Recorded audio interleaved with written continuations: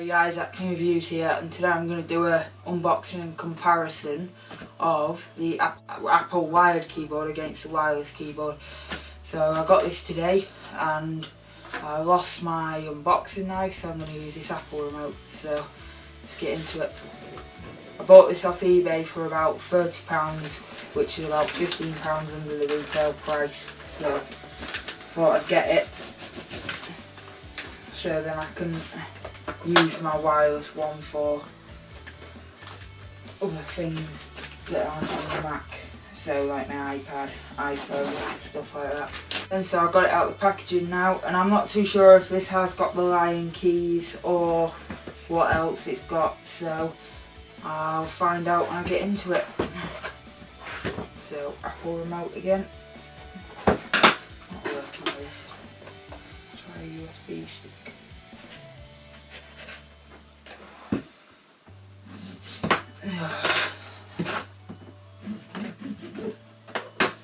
I know, pick the walk. Get it up, pick. Right then, so that's the plastic into. Pulling out the plastic, and I'll show you around the box.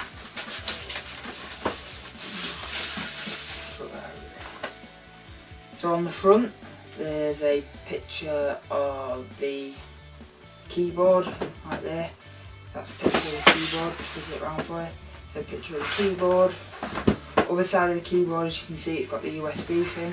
It's on the side. On the left hand side, Apple logo. On the right hand side, Apple logo. On the bottom, there's some specs there and what you need to do it and where it is designed. On the top, it says keyboard with numeric keypad. There. Right then. So let's turn this up and get into the box. So you flap it open and there it is. So nicely packaged. It's got a good weight to it as well. So let's put that to the side a second. Then you actually get a USB extension here, but the problem with this is you can't use it as a USB extension for anything but the keyboard, as I'll show you later in the adapter there. So you get that as well, which is nice. And then there is the manuals, which you've got the little white perforations to pull out, but I'll just slide it out. So you get the keyboard and then the limited warranty for the Apple accessory. So put the box to the side a second and bring the keyboard back in.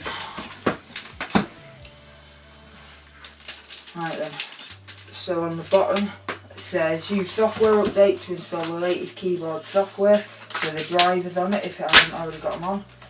So there's two tabs to pull either side of the keyboard, and then fold this in and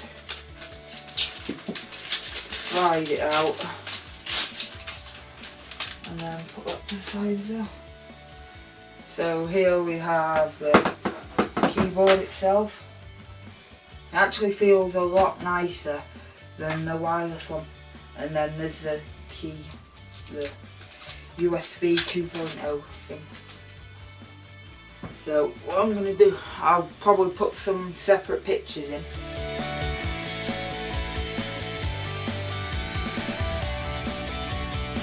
On this adapter, it actually has the dent in, so you won't be able to use this adapter for anything else. So you can't use it for the USB stick, because as you can see, it won't fit in.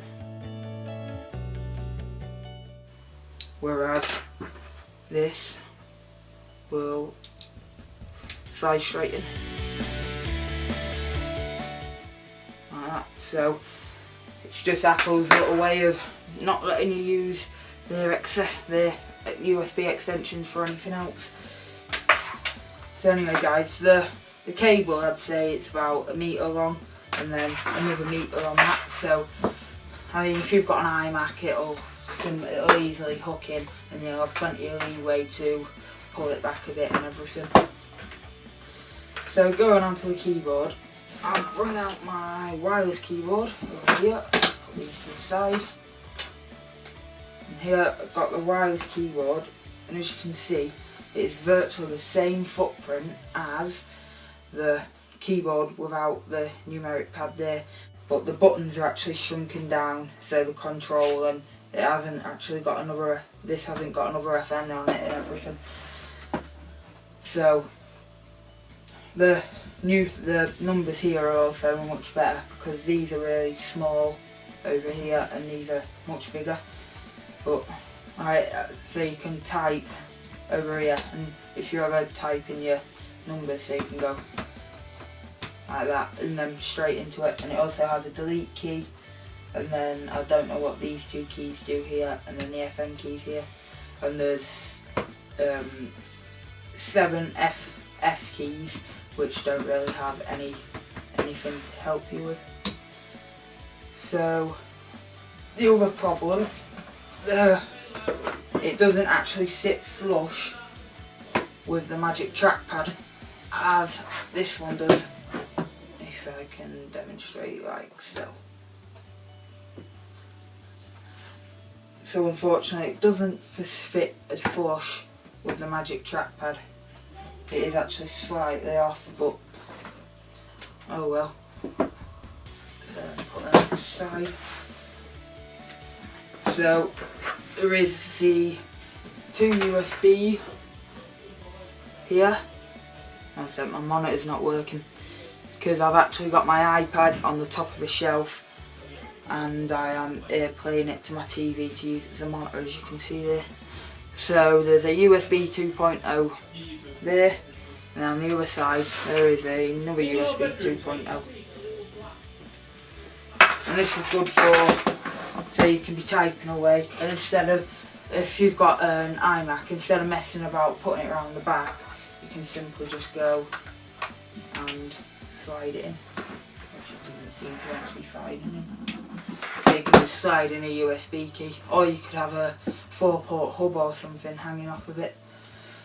So anyway guys, this has been my short but long Apple wired keyboard unboxing, and I will do an in-depth comparison of the wired keyboard and the wireless keyboard and the positives and negatives of each.